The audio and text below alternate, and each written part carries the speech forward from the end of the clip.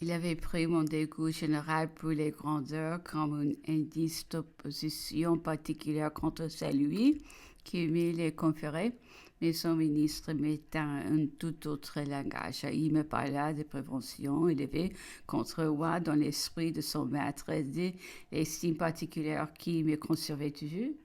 Le roi de France s'était mis ça, ses genoux, avait-il ajouté pour qu'il ne me vît pas. Idée singulière à laquelle, je l'avoue, je ne peux m'empêcher de sourire, qui est celle du roi de France aux genoux de l'empereur de Russie afin de l'empêcher de voir une femme. Ses ministres continuaient, M. Boutiagouigne, et le prince, ses alliés, lui reprochant sans cesse l'appui qu'il a prêté à votre famille. Il était encore le même à votre égard, mais le renvoi de ces lettres-là choquait vivement. Cependant, que votre majesté soit tranquille. Tout se commera bientôt. Je ne demande qu'à partir, lui dis-je, et je ne désire que des passeports. Mais ne devez-vous pas, reprit-il, à son amitié que vous venez de phraser un mot de réponse? Ne faut-il pas même que cette réponse soit écrite de manière à ce qu'il puisse la montrer à ses ministres? Eh bien, j'écriai à l'empereur. Je tiens encore à son estime et à ce qu'il sache la vérité.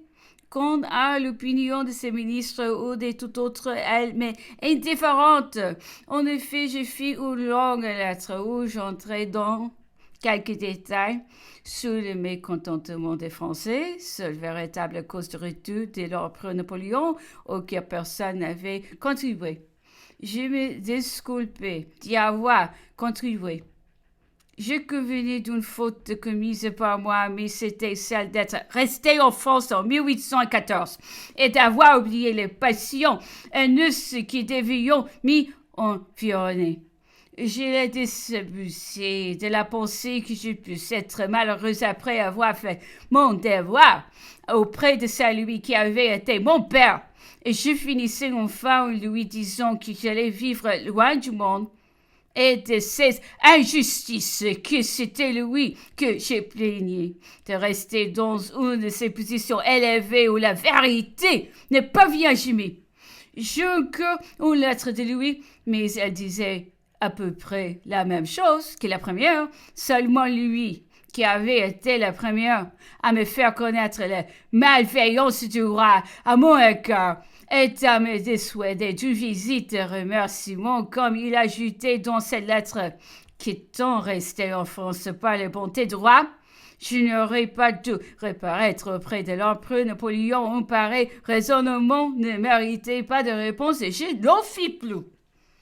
Un journal annonça que j'avais fait une visite à l'empereur de Russie. Je me trouvais offensé de cette nouvelle, car alors qui se montrait l'oppresseur de ma famille et de ma patrie, j'aurais cru commettre une bassesse qui de chercher à le voir. J'étais occupé de trouver le moyen de le faire, de mentir lorsqu'il ne m'en laissa pas le temps.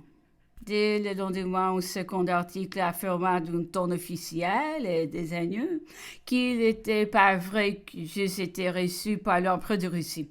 Alors toute la haine contenue un instant par l'arrivée de cet ancien protecteur se déchaîneront à la fois.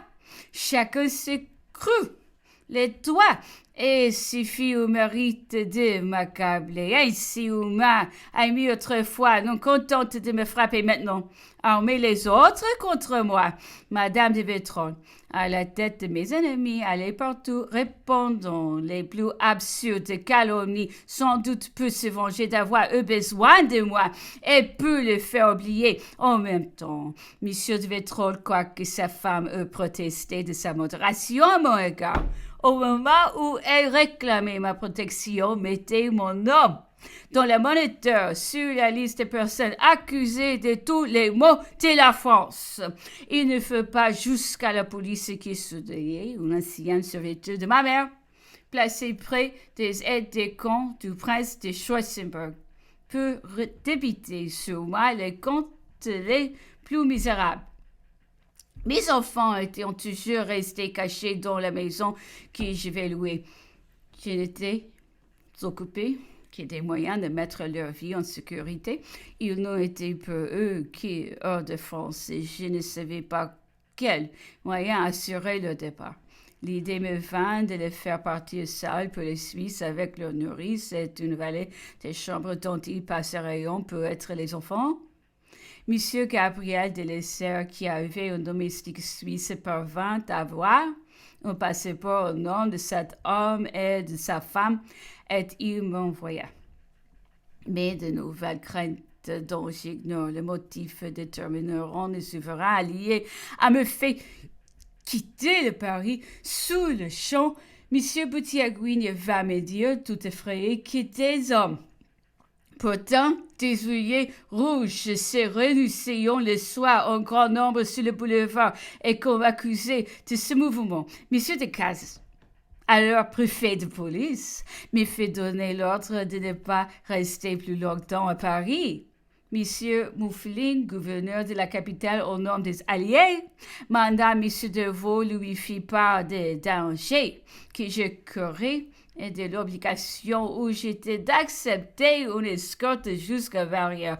Il criait pour ma vie et il ne voulait pas que les Alliés usent le dieu d'une tentative sur ma personne. Toutes ces polices voulaient bien me perdre, mais non pas me tuer. Les milieux étaient difficiles à tenir. Je refusais tout, excepté un aide-de-camp du prince de Schwarzenberg pour m'accompagner à travers toute l'armée autrichienne.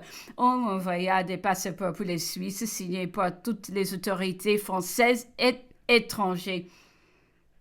Cette précaution m'engageait à faire revenir mes enfants qui, maintenant que je vais cette sauvegarde, me paraissaient courir moins de danger avec moi.